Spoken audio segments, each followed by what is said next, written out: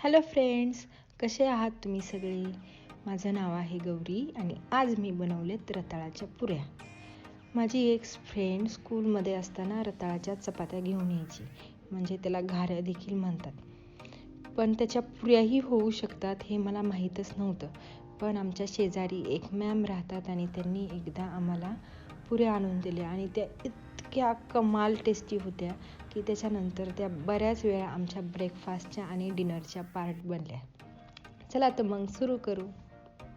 पुऱ्या बनवण्यासाठी मी अर्धा किलो रताळे शिजवून घेतले कुकरमध्ये आणि त्याच्यानंतर ते सोलून घेतले.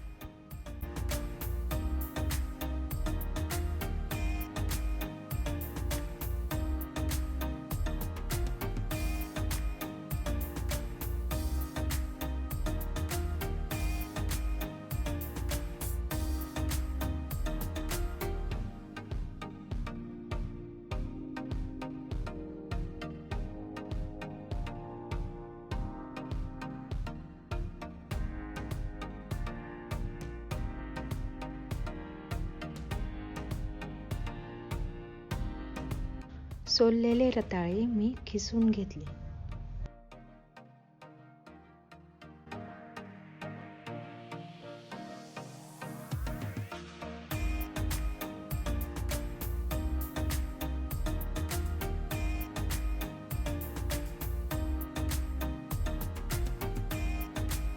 रताळे खिसून घेतल्यामुळे त्याच्या मोठ्या मोठ्या गाठी राहणार नाहीत आणि नंतर त्याची चपाती लाटताना इझी जाईल.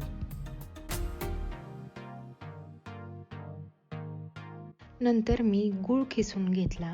मी अर्धा किलो रताळी आणि पावशर गूळ खिसून घेतला आहे.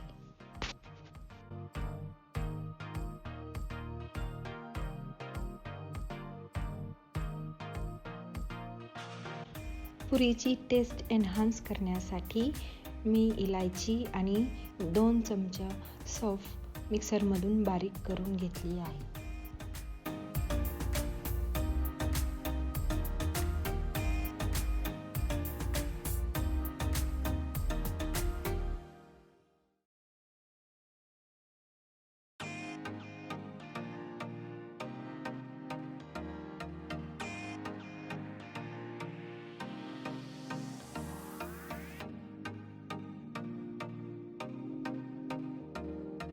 आता मी कणिक मळायला सुरुवात केली आहे.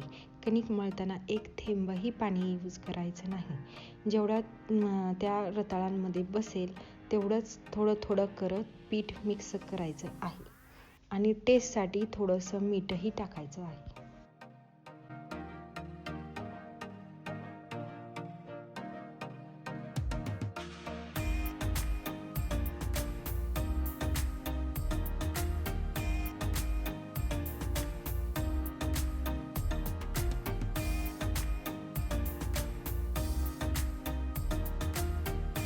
कणिक मळून झाली की ती मी 15 मिनिट भिजण्यासाठी ठेवली.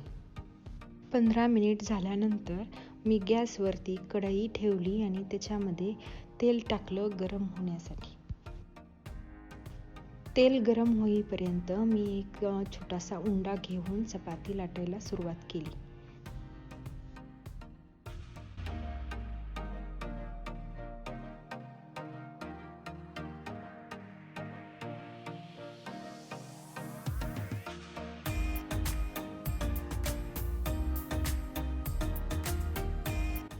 चपाती लाटून झाली की वाटीचा यूज करून मी त्याच्या छोट्या छोट्या पुऱ्या बनवून घेतल्या.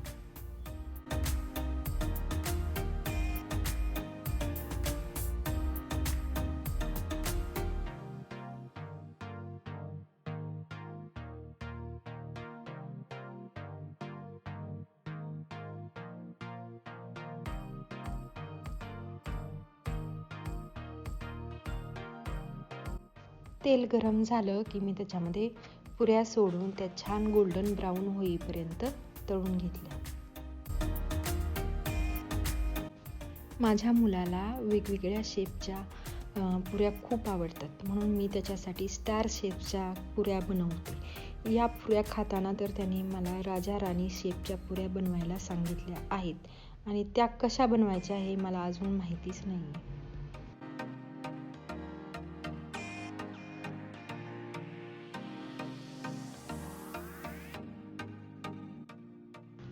तुम्हाला माझा हा व्हिडिओ कसा वाटला कमेंट करून नक्की सांगा. Thanks for watching. Bye bye.